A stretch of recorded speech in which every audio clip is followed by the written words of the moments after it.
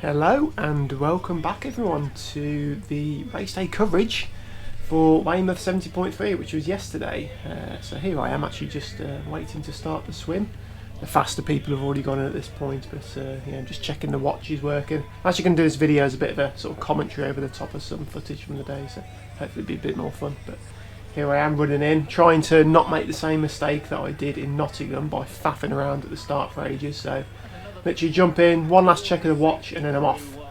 And it was actually quite a good swim in the end. It was 18 degrees apparently the sea when we got in, nice and calm, so that was good. And I actually settled into a rhythm pretty quickly, so there was no panicking or anything like that. And sighting was actually really quite easy at this point.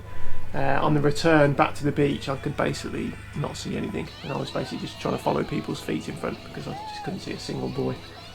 And at the end of the day, I ended up having my fastest ever swim, despite seeming to add over 200 metres onto the length, according to my Strava.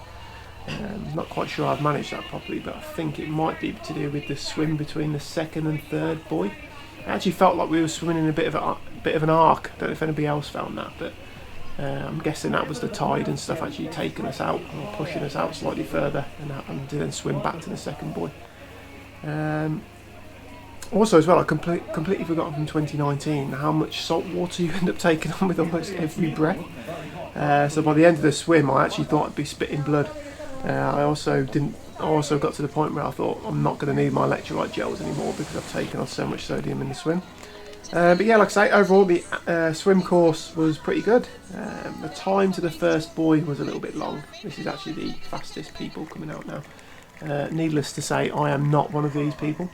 But yeah, like I was saying, the swim to the first buoy is almost half the distance you end up doing in total, so that took quite a while, but after that it's pretty good. Coming into the final stretch as well, I did find that I was actually getting quite a battering from people going past me or alongside me. I got dumped quite a few times, but I guess that's my own fault for going in with the faster people. So here we are, some other people exiting the water. I guess these people were probably a few minutes ahead of me. I'll be coming out of the water shortly, but yeah, overall the swim was actually pretty good. Now, as the swim was halved in 2019, to do a comparison, I'll just actually double the time from then, which meant for 2019 I would have swam around 48 minutes. So in 2021, yesterday's event, I managed a 6.5 minute PB. This is also actually my PB for any 70.3 event, and I actually managed this swim in a time of 41:34. I think that's actually a minute PB also over my previous PB, which was Stafford this year. So yeah, the swim actually went brilliantly for me, despite somehow managing to add on a little bit of extra distance. But I'll be coming out of the water any second now. Where's the Kiwi? Where's Thomas? Go on, go the Kiwis. North or South Island? That'll love having the Antipodeans on. Here I am, lapping the watch, and jogging into T1. This time I'll be getting the goggles and the hat off, and then getting the wetsuit down to the waist and jogging it in. Swim done. And onto the bike eventually. I'll talk about transitions later because they did not go well for me, but the bike course is amazing. We were very lucky with the weather because the weather in 2019 was absolutely terrible for the bike, I thought. We had a headwind on the way back in, it was raining for quite a lot of it, so today's weather was absolutely perfect. But the scenery the entire way and off the top of Rebels Hill, when it basically becomes a downhill to the finish, is just ridiculous. There were quite a few occasions where I was bombing downhill at 40-45 mile an hour. I've checked my training peaks for that. But I'm not even looking ahead, you were just taken in by the scenery in the background and distance. I mean, you can see the sea and where you're actually heading from miles away, so it's probably the most fun I've actually had on a bike. There's so many twisty descents, but they're not really steep enough to scare you, or twisty enough that you want to be on the brakes. So like I say, it's probably the most fun I've actually had on a 70.3 bike course anywhere, despite the fact that it is a sort of relatively tough course. I'm sure I'll be coming back past some of these athletes later on in the race. But here they are, heading out, getting their drinks on, clipping in. Anyway, now for the 3 hills I mentioned in my previous bike video, the one I found the toughest was Revels. I had completely forgotten just how tough that climb is. That's actually the second of the 3 hills. So for any data nerds out there, this is how I did on each of them compared to 2019. Actually, I might be coming along here shortly, so Yeah, look at the crowd go wild for her. Let's wait for that. Is that Sophie? Yep, here I am. Getting down into my little aero tuck, early doors. There we go. Off for another 90k. Here's some athletes coming back now, but actually you'll also see my return here shortly. I did have to slow this down because it was a blink and you'll miss it clip. But here I am coming back into T2, sort of bombing along here, trying to break a certain time that I was aiming for. So there is the clip again. So the first of the 3 hills was White Horse Hill. You actually hit that one quite early doors. I think that's about 4k into the bike course.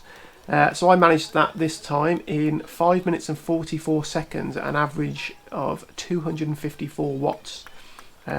Disappointingly, that was only 12 seconds faster than in 2019. So I wasn't particularly happy with that, but I guess in 2019 I probably smashed my way up that hill, sort of not really thinking about the other 85 kilometres to go, or the other big hills along the way. For Revels Hill, I'm using the Strava segment called Keep On Going to the Very Top, which I finished in 8 minutes and 44 at 271 watts. So that was 90 seconds faster than 2019. And then for the final Whitcomb Road, I managed that in 7:45 at 249 watts, which was 2 minutes and 10 seconds faster than 2019. I would also like to say as well, in comparison to Stafford, where you do quite a few climbs in that, but you get 0 reward off them. Off the top of each of the hills here, you do have quite a long stretch. I think off Revels Hill you have almost 20k, where I think I was averaging like 40 kilometers an hour at like 175 watts or something. And I think off the first hill for like 5k I was doing 40 kilometers plus again at like 150 watts. So although you do have to put a lot of effort in on these hills, you are actually rewarded in the descents off them, which is really good. So to compare the bikes between the 2 years, in 2019 I did a 3 hour and 4 minute and 30 second bike split. This year I did a 2:40:15, so what's that, 24 minute PB on the bike. Pretty happy with that. I think I normalised around 225 watts, which is actually a little bit lower than I would have liked. I was sort of aiming for around 230, 240, so but yeah, pretty happy with the bike split in the end. Right, so bike done, and now we're on to the part where I can do some real damage. Here I am. As always with these runs off the bike, I do find the first and probably the last quarter of the actual run the hardest part. I mean, the first quarter, everything just feels tight, feels wrong getting off the bike, and then the final stretch is just hard because I tried to get it over with as quickly as possible and pick up the pace a bit. Here I am, I've just done the out and back down the end. In my opinion, I don't think you could have created a better course than this for a fast run split. I think the only hill is around 300 to 400 metres long, but once you crest it, you're sort of rewarded with a 2.5 kilometre descent. It's at a really nice gradual decline as well, so it's really easy to just knock a few seconds off per kilometre, and then the rest of the route is completely flat. The whole course is lined with spectators, which is pretty amazing. Literally the entire course, you'll have people shouting out your name every few seconds, which is really inspiring. So my goal here was to actually try and break 90 minutes again. And although I've said you couldn't really pick a better course, I did fall just outside of that. So I was pacing it pretty perfectly for most of the route, and I actually planned on picking up the pace once off the second stretch up the hill. So that's then about 6 kilometres from the end. So up to that point for the first 15k I was averaging 4:16 a kilometre, which is just over 90 minutes. And although I averaged 4:11 for the final 6 kilometres, I think maybe I started my watch a bit too early. I started a bit too late, so it was just out in the end. But this is me sort of towards the final stretch now, so I'm about to go up the second hill for the second time. I'm not covered in sweat, I'm actually covered in water. I've just been dunking my head in cups and cups of water at this point. And so here I am, just about to round the corner for my finish. Couldn't wait to get over the line. Here I am, pretty happy though. It's probably the best I've actually felt running over the line, actually, sort of in terms of just mentally being pretty happy that I'd finished the race rather than in, considerable pain. Like I say, I was trying to break 90 minutes, but I didn't manage it in the end. So my 2019 run time was 1:42:10, and this year's was 1:30:32 for, what's that, just under the 12-minute PB.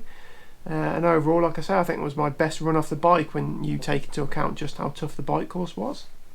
So pretty happy. Here's just some random footage that I took a transition and stuff on the morning or the day before. So, but yeah, there we have it.